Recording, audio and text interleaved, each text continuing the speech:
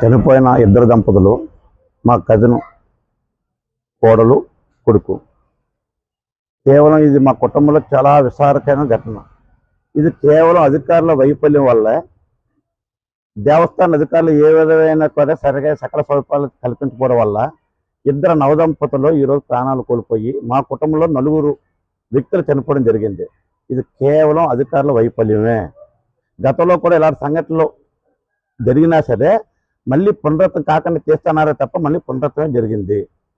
ఇది కేవలము అధికారుల వైఫల్యం, చందనోత్సవాల కమిటీ వైఫల్యము, విఐపీల ప్రాధాన్యత కల్పించారే తప్ప సామాన్య జనజీవనానికి, సామాన్య ప్రజలకి ఏమాత్రం సౌకర్యాలు కల్పించలేదని ఇది నిజస్వరూపం జరిగింది. ఈరోజు సాఫ్ట్వేర్ ఇద్దరు నవదంపతులు మ్యారేజ్ అయ్యి 1.5 year అయ్యింది. ఈరోజు ఎంతో భవిష్యత్తున్న నవదంపతులు ఈరోజు ప్రాణాలు కోల్పోయి విషాదంలో మేము ములుగుతున్నాం. ఇది కేవలము ప్రభుత్వ వైఫల్యం అవ్వచ్చు, అధికారుల వైఫల్యం అవ్వచ్చు. ఈరోజు జీవితాలు కోల్పోయి మా కుటుంబంలో 4 చనిపోయి మాకు విషాదకరంగా ఇచ్చారు.